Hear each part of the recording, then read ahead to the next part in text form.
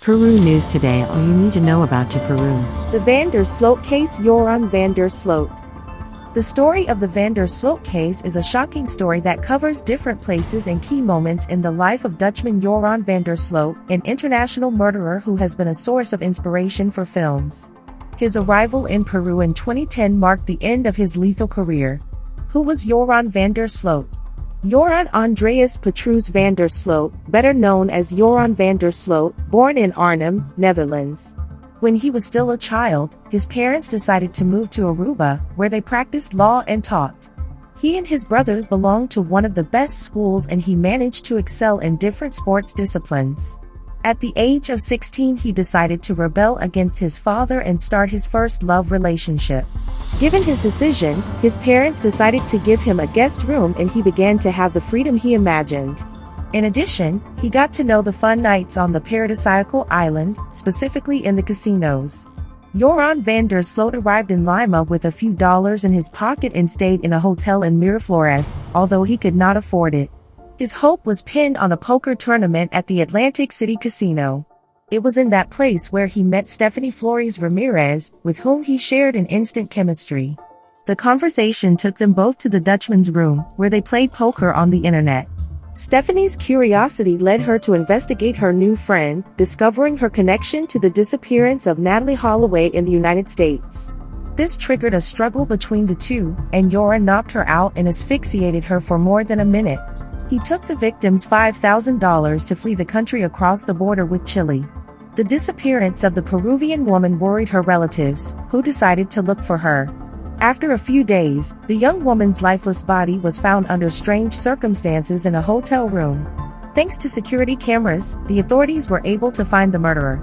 The criminal's escape began at that moment and was captured by agents from the south.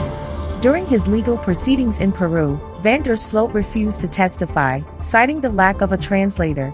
The Collegiate B of the 3rd Criminal Chamber for Prisoners of the Superior Court of Justice in Lima determined to sentence him to 28 years in prison, in addition to paying 200,000 soles in civil reparation to the relatives of the university student.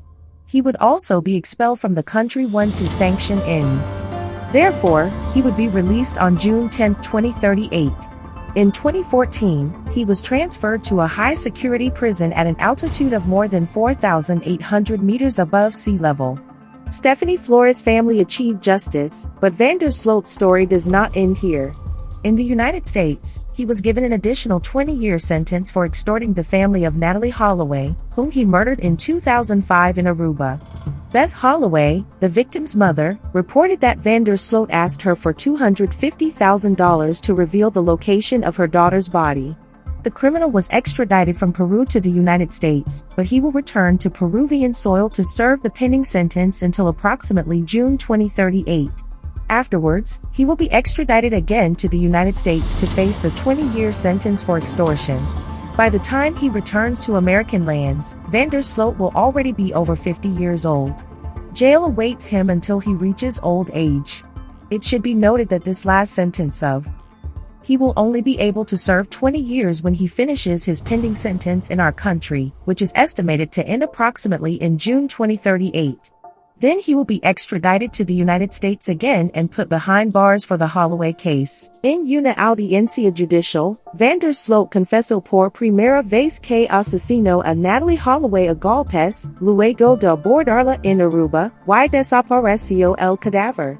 Sin ningún remordimiento, expresó que aplastó con un ladrillo la cabeza de Holloway, de 18 años, porque rechazó sus insinuaciones de índole sexual, y la tiró al mar cuando estaban en una playa de Aruba. Trascendió que aún no ha precisado a las autoridades donde es que arrojó el cuerpo. Cabe señalar que en mayo de 2005, un grupo de jóvenes decidió viajar a Aruba para celebrar su fiesta de promoción, entre ellos se encontraba Natalee Holloway. Un día antes de su regreso, los estadounidenses fueron al casino del hotel donde se hospedaban, y vieron a su compañera bailar con el holandés. Al terminar la atención del establecimiento, todos regresaron a sus habitaciones, menos la estudiante.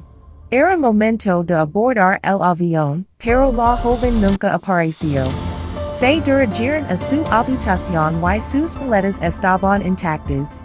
Acudieron a las cámaras de seguridad del casino y pudieron ver que Natalie Holloway salió del lugar en compañía del holandés y dos hombres más.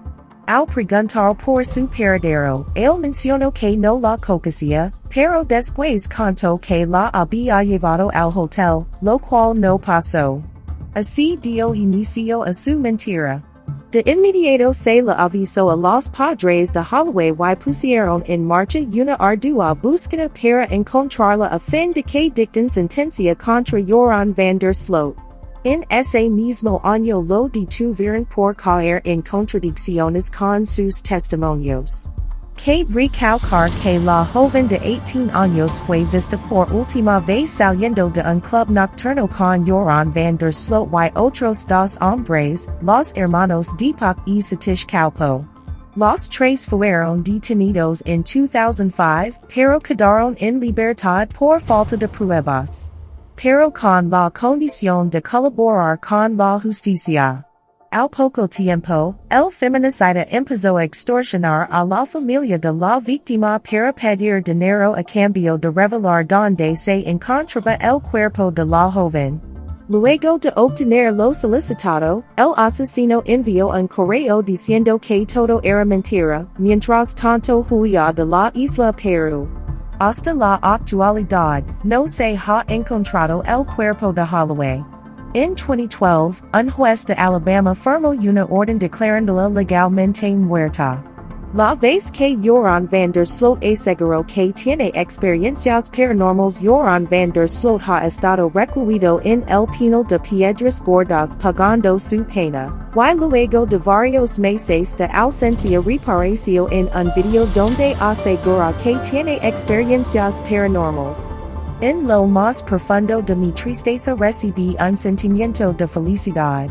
La habitación donde yo estaba era muy pequeña, pero yo vi claramente una luz blanca y allí estaba parado alguien, se le escuchó decir. El asesino de Stephanie Flores se dejó ver después de 4 años vistiendo una camiseta del Club Universitario de Deportes que le regalaron sus compañeros de Celta Jose Roque Alejos Cholo Payet y David Sánchez Manrique Pancorvo Loco David. Van der Sloot busca eludir a justicia de EU casados con joven peruana. El holandés Joran van der Sloot, sentenciado a 28 años de cárcel por asesinar en Lima a la estudiante de economía Stephanie Flores Ramírez, buscaría eludir una eventual expulsión a Estados Unidos casados con una joven peruana a quien conoció en prisión. Juristas consultados por la República explicaron que la boda permitiría al confeso homicida librarse del proceso que una corte federal estadounidense lo reserva por fraude telefónico y extorsión, delitos penados hasta con cadena perpetua en ese país. La novia de Van der Sloot, Lady Carol Figueroa Uceda, 22, ya ha tramitado la realización del matrimonio civil en la municipalidad de Ancón, consignando como escenario de la ceremonia la cárcel de máxima seguridad Piedras Gordas. Funcionarios de dicha comunal confirmaron que los contranis han cumplido con todos los requisitos que se exige a las parejas comunes. Sin embargo, aclararon que por ser el holandés un convicto por homicidio, falta que el Instituto Nacional Penitenciario, INPE, lo someta a una evaluación psiquiátrica a fin de establecer si representa o no un peligro para la futura esposa. El penalista Ricardo Eusebio de la Fuente no descartó que la boda de Van der Sloot constituye una maniobra legal. Cuando un extranjero se casa con una peruana, adquiere automáticamente la nacionalidad de la cónyuge. Si se de la boda, las autoridades no podrán expulsarlo de nuestro país por tratarse de un connacional infanticidio. The couple was also the focus of controversy due to accusations of alleged money laundering through online casinos and complicity with third parties.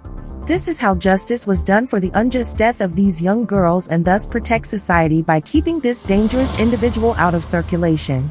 In addition, it seeks to provide justice to the victims and their families, offering official recognition of the crime. The sentence also has a deterrent component to prevent future criminal acts and contributes to the restoration of order and confidence in the justice system. Leave us your comment and subscribe to continue growing, and follow us on our social networks, Facebook, YouTube, Instagram, and TikTok. To Chile, where he Peru News Today. Follow us on Facebook and Instagram.